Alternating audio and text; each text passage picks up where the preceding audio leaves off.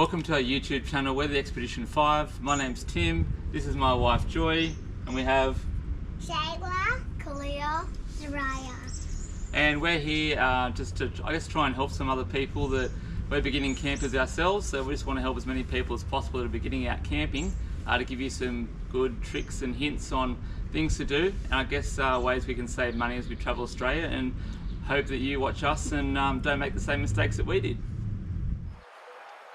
So as I said earlier, we want to aim these videos at people who haven't been caravanning before, just like us. It was our first time to get a van, and we were lucky we had about a 15-month wait to gather all our stuff. So I set up a nice big spreadsheet of all the things we'd need to buy. I'm going to go through some of the, I guess, the basic things that we have here, just so you get a bit of an idea of the stuff that you need. So first things first, need a hose. We got one of the Anaconda packs. And that was pretty good. We still got the same hose from that. It's about, I think, 10 or 15 metres is all you need. Blue hose, not a normal garden hose, otherwise you'll get rubbery tasted water. We also got an inline water filter. This was just from Anaconda. It's a cheaper one. They last a little while. You can get more expensive ones that last a little bit longer, but this suited our needs. And then you'll need a little bit of hose to connect it to the tap or to your water hose. I got this one, which is from Flat Out. It's a bit more expensive, but I found that it's really handy, and the customer service is really good as well. So I use that one. Once again, we're not affiliated with any brands. I'm just mentioning the ones that we have and what's worked for us. But yeah, this one's worked fine. One thing I forgot to mention about the tap is you'll need one of these things. I carry about 2 spare because I always leave them behind. They sit on your tap for a nice secure connection. On my left here, I've got some an anti-flap kit. Good couple of $100, but worth the investment. This morning it's a bit windy, so it was tying down our awning, so it wasn't flapping around in the wind. Also investing in some good tie downs. So I just bought these ones online. It's got a little hook that goes into the barrel, obviously the cable, and investing in some good solid pegs. These ones are good for grass, but a lot of places you'll find really hard dirt and they won't go in. We've got one of these mats. We're lucky at this site here. We've got a nice bit of syntho grass to lay out on, but some places this is just a sea gear mat. This was kind of recommended by most people on websites and forums and stuff like that, and it's done us pretty well so far. We have a big one that covers the area, but they come in all different sizes. They are a good couple of $100, but I think they're definitely worth it. Power cords, I've got 2. I've got a 10 metre one and a 20 metre one. You'll get to some sites that are a long way away from any power, and yeah, it won't reach, so I've got 2. Just some awning shades. So like this morning the sun's blaring in from our right. We could set up an awning shade so we have some shade to sit in if it's a very hot day.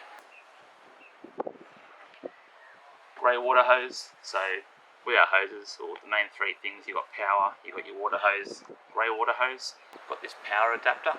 So we do have a generator that we carry in the front. I'm just not going to get it out because it weighs about 25 kilos. I originally didn't think we'd use it much, but since free camping a bit down south we have. I use this to obviously convert the power from it going into the van. And if you were to park at someone's house, you can't just plug the house power straight into the van. You need one of these. Hitch lock, very handy if you don't want your van stolen. Drill comes in really handy for putting the awning tie downs in, for doing your caravan legs, stuff like that. You'll find plenty of uses, and with the drill you'll want some sort of a toolbox. I only carry something this big. It's got all my basic stuff in it, just screwdrivers, Allen keys, things like that. I don't go expensive. I know a lot of people carry heaps more gear. I've got away with kind of carrying the bare minimum, so yeah, I'd recommend some sort of toolkit to take away. Alright, levelers. These are really important when you get to campgrounds that don't have a level ground. You chuck them on one side. Hot tip I found, was told, is just not reverse up them, but to drive forward onto them, so then if it rolls down a bit, the caravan's rolling away from the car, not towards it. But yeah, there's definitely a few places that we've used these. These chocks come with this levelling ramp. So basically they can sit at the bottom, they kind of catch in to whatever height you need. Alright, It is definitely a two-person job putting these in, so make sure you have someone helpful on hand to help level your caravan. We invested in a little tiny $7 level that we can put on the front and the back, and they do stick on. That way you can find out if you're level or not. So the cost of travelling is something that's widely talked about.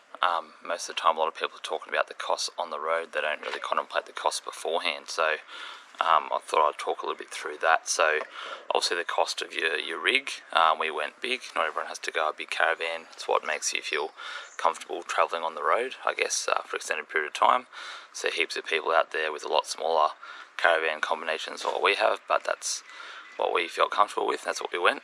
When you're looking at a caravan, always keep in mind that it's probably not going to come with everything that you want. So the price that you see is normally a bit lower than what you end up spending. By the time you want to add extra batteries, power, gas heater, all those sorts of different things, it all kind of adds up to, well, I think we spent about 10 to 15 grand extra in the end, just adding all the things to our van that we wanted for comforts on the road, I guess.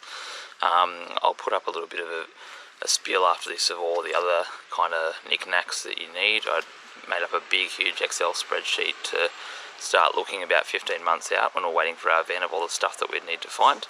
So I can put that up on this video for a bit of an idea of cost-wise, just for those things like your water hoses, grey water hoses, anti-flap kits, all that sort of stuff.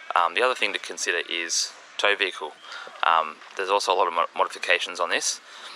So if we have a quick squiz at ours, first things first, it was necessary. We needed these tow mirrors. So these are really important so you can see the back of your caravan. Lots of people just get the little clip-on ones where you can just kind of clip them on. These ones just slide in and out. We decided to go for, I guess, the easiest ones to use from day to day. Also, if we get inside the vehicle, we've got it's always messy in here, got a UHF radio. It's just mounted here. It's connected down here. Ours we got built inside behind this console, just so it's not dangling anywhere or anything else, so save space. Sit on channel 40 for trucks, 18 for caravans. This one here is a Uniden X-Track one, handy because it has a dual channel, so I can scan 40 and 18 at the same time. And if you miss a message, there's a little handy replay button to hear them back. Up here we have our Safety Dave, so that hooks up to our caravan while we're driving, so we can see out the back, see what's going on. And then over here I have a tyre pressure management system for the van. The car's already got one built in. So this one just does our van, and it was from Safety Dave as well, so it's pretty handy. Off the back here, I'll show you hooked up later, but this is our stone stomper. It connects up to the van by these little clips and a net, but I'll show you that hooked up later. Coming up this way, these are our little valves for our airbags. So we decided that we needed something stronger on the rear. We've got about 300 kilos on our ball, so we got 250 kilo constant springs with some airbag man airbags. If I pop under here, you'll be able to see the airbags. That's them there. They've got the high pressure valve on, so we can go up to 60 psi with no drums at all. Also got a snorkel put on. I don't know, a lot of the reading I did said that they are a good thing and help with fuel efficiency. Whether they do or not, I don't know, it's up to you. If I had my time again, I don't really do any deep water crossings, so probably wouldn't get it. But yeah, other thing was bull bar. I'm still 50-50 on bull bars. We haven't actually seen any roos on the highway. We don't drive in the early hours or the late hours, so we don't really see many roos. We've also got the driving lights, but for me it was more of a just in case scenario. You don't want to hit a roo and be stuck in the middle of nowhere, so it was more we do that, and if we hit a roo we should still be fine to get to the next town. Whereas if we didn't have it, you could be stuck in the middle of nowhere with no help. All those things aren't necessary. Like if you just went with the clip-on mirrors, don't need a bull bar or lights or snorkel, and just went something a bit better in the springs, you'd save a fair bit of money, and you'd only have a couple of $1,000s setting up your tow vehicle.